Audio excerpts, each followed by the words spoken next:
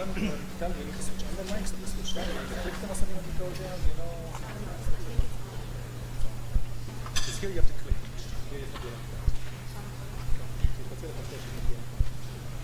Tell me, it's good.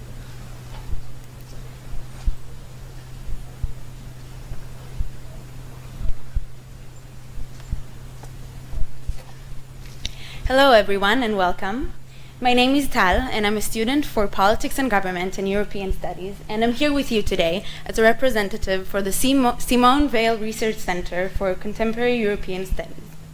I am happy to welcome you to the Symposium on History, Memory and Forgetting. I am honored to call upon the Rector of the University, Professor Chaim Hames, to offer words of greetings.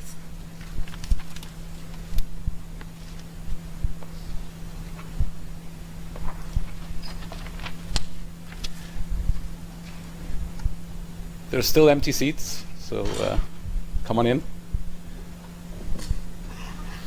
Good evening, everyone, and happy Chanukah. It is an incredible pleasure to be here this evening together with such august company.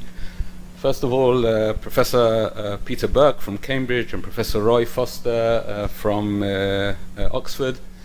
As I said just before to Professor Burke, I said you probably don't remember me, but I remember very well sitting in some of your lectures in Cambridge when I was there as a student, and it's a great honor to have him here with us. It's often it's said that it's difficult to bring Oxford and Cambridge together.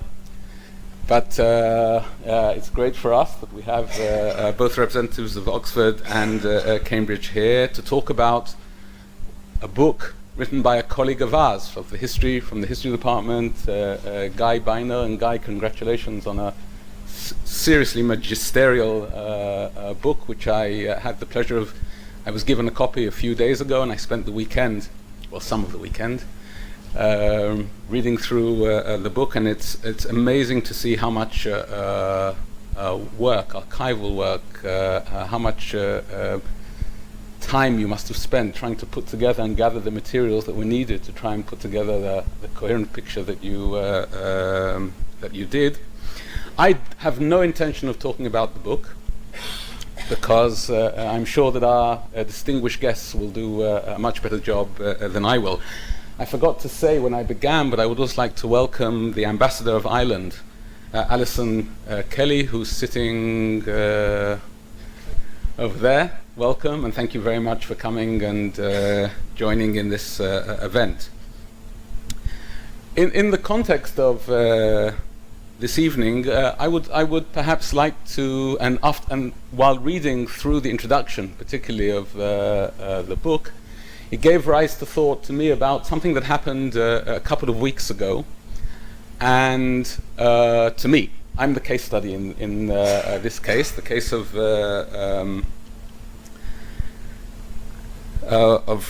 critical reflection on memory and forgetting. And I'll have to give you a little bit of background, right? For those of you who know, I'm one of my fields of interest is Christian-Jewish relations.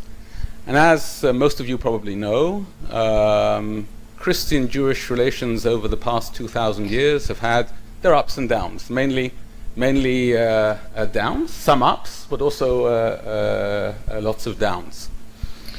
And about 60 years, almost 50-something years ago, at the Second Vatican, the Church re-examined its relationship with the Jews and came out with a document, not just with the Jews, with the other religions in general, and came out with a document, a very famous document called Nostra Aetate, right, in our times, which deals with or tries to re-evaluate the Christian relationship with the particularly with the Jewish world, but it also dealt with some of the other religions.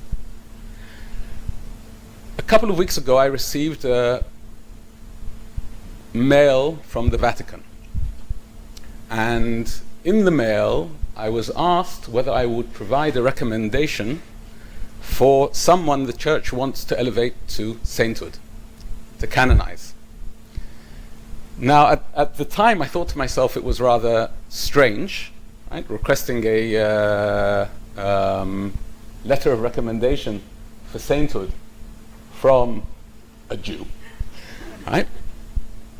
And I actually gave it a bit of thought as to whether I should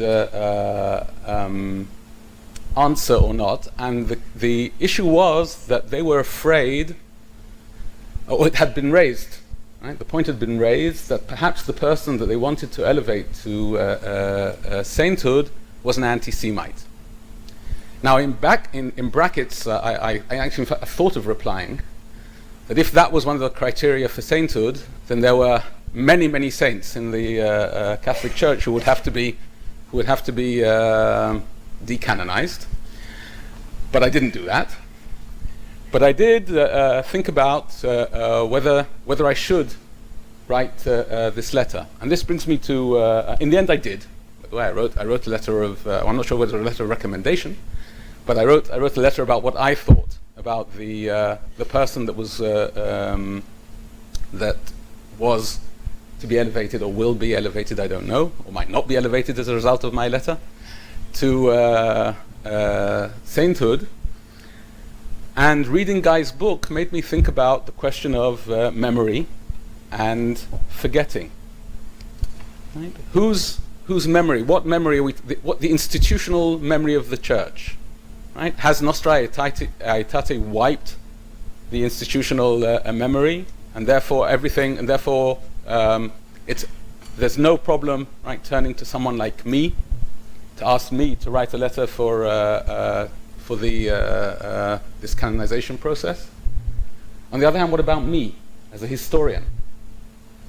Right? What is my memory, okay, of the both of the research that I've done on this particular person, right? And was my memory, or is my memory even connected to the reality of what was? What story am I telling myself about this person? Have I perhaps forgotten? Right? What should have been my memory, and perhaps I shouldn't have, or thought twice, or three times, or four times about writing the letter. Right? I think these are all questions that Guy raises in a different sense, and I think in a much better way, in his book. And I look forward to hearing what our speakers have to say about this book this evening. So I wish us all a very, very interesting evening, and we should have many such occasions. Thank you.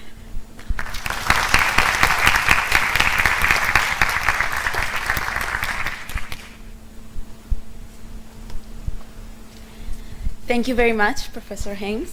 I invite Professor Guy Beiner from the Department of History to introduce our speakers for today.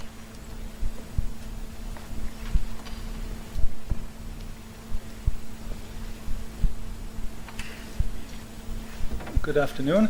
I'm going to have to, before I actually say anything, I'm going to correct the rector. I know it's not correct procedure, but I will say this event is not specifically about the book in question. It's reflections on forgetting and remembering. The book is somewhere in the background.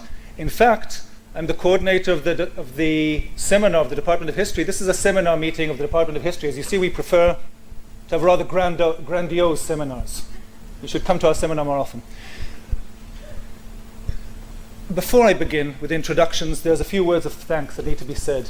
And though I usually don't use a piece of paper for thanks, I will open to make sure that I mention everybody. But actually, I'm going to turn it around a bit now that I think about it. I have a certain sequence here. Usually when we say thanks, we have a protocol at university. We start with the distinguished guests from abroad, then we move to the upper echelons of the university. We make our way down, what we call in historians, top-down history. But I'm very much for history from below. So I'm going to turn it upside down for a minute and start by giving particular thanks to our moderator here, Tal Bean.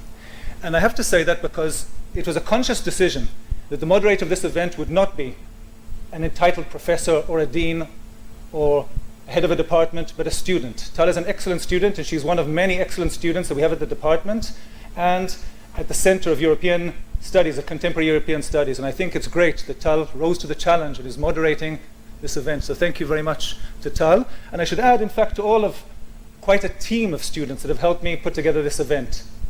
Bar Mashiach, Sofia Jovner, and the whole team, coordinated by Hila Zahavi, Dr. Hila Zahavi, who have helped me put this whole event together and have worked around the clock, which is remarkable.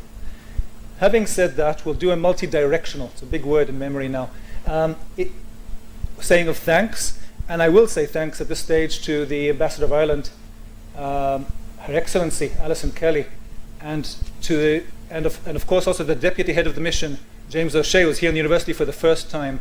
Her Excellency Ambassador Kelly has been with us all the time, has supported this university constantly. She comes constantly to events here. In fact, it was at an event a half year or so ago that we met, a bit more, and over lunch I asked you, is there a chance that you'll support such an event? And immediately you said yes. So it's remarkable how things began moving at that point. I think it was a bit more than half a year ago, and it wouldn't have happened without you. I have to thank the rector for coming here personally out of a busy schedule, Professor Hames, and has also supported this event. It wouldn't have happened without your help. And also our new Dean of Humanities, who can't be here today, Professor Amit Schechter, who's also supported this event, and I think that's very important. I mustn't forget that this event is sponsored by the Anna and Sam Lopin Chair of History and the former occupant of the chair, who I do not see here, but I know is here. Where is Itzik Chen, Professor Chen? Over there, Professor Chen, my former colleague, former occupant of the chair, who's moved on to other pastures. He's now the director of the Institute of Advanced Studies in Jerusalem. It's a great honor that you're here, Itzik. Also, thank you for making this event possible. I've mentioned the Simon Weil Research Center for European Studies. I should add that Professor René Poznansky, the head of the institute, was unable to come here today because she's giving a keynote lecture at an event also about memory as well, about Vichy, France, at the Hebrew University. So there's always competing events. I'll give a moment for Sharon students to sit down. You're right. There's plenty of chairs. And lastly, we'll hear about them a bit further on. We also have sponsorship for this event by Guinness, but we'll hear about that later on. So we'll keep the refreshments aside. And at this stage, it's my honor to introduce the speakers. I'll introduce them one by one.